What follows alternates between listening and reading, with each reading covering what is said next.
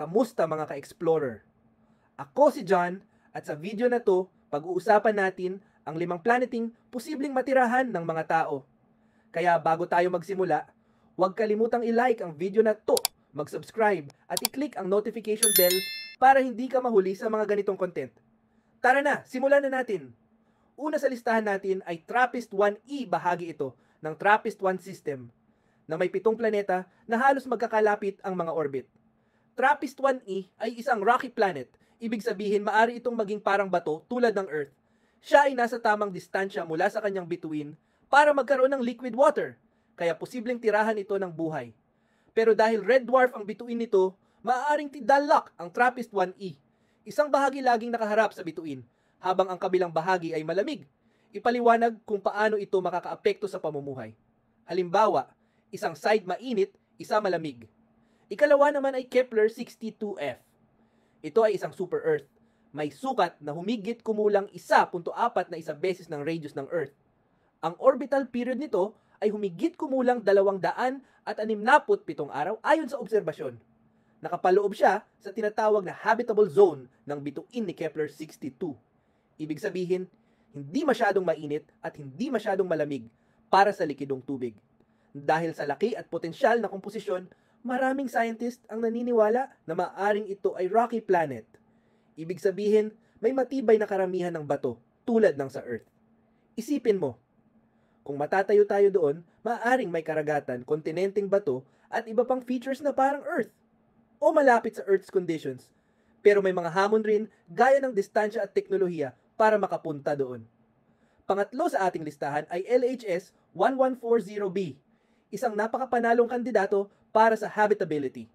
Ayon sa mga pag-aaral gamit ang James Webb Space Telescope, JWST, maaaring ito ay isang water world. Ibig sabihin, malaki ang bahagi ng planeta na binubuo ng tubig. Ang density ng planeta ay mas mababa kaysa sa inaasahan para sa pure rocky world. Kaya may posibilidad na 10 hanggang 20% ng masa nito ay tubig. Sa teorya, dahil tidal-lock siya, isang side laging nakaharap sa bituin. Maaaring magkaroon ng bullseye na karagatan sa sun-facing side, kung saan natutunaw ang yelo dahil sa init at posibleng maging likidong dagat sa gitna. Ika-4 ay Gliese 163d. Ito ay super Earth na bumabalot sa red dwarf star na Gliese 163. Ang temperaturang ekwibalente nito ay tinatayang nasa 277 Kelvin o mga 4 na degrees Celsius na posible para sa likidong tubig kung may tamang atmosphere. Dahil sa mass nito na higit sa Earth, may posibilidad na mas matibay ang gravity, kaya dapat pag-isipan kung paano ang adaptation ng tao. Gayunpaman, dahil sa lokasyon nito sa habitable zone, maraming siyentipiko ang naniniwala na pwedeng itong maging potensyal na tahanan sa hinaharap. Panghuli, ang Wolf 1069b, isang Earth-sized planet sa habitable zone ng red dwarf na Wolf 1069. Ang minimum mass nito ay 1.26 beses ng Earth, kaya hindi masyadong malayo ang gravity sa atin. Ang equilibrium temperature niya ay tinatayang minus 23 degrees Celsius. Pero kung may magandang atmosphere, posibleng magkaroon ng likidong tubig. Isa sa mga hamon, kung tidal lock siya, malaki ang pagkakaiba ng temperatura sa magkabilang bahagi ng planeta.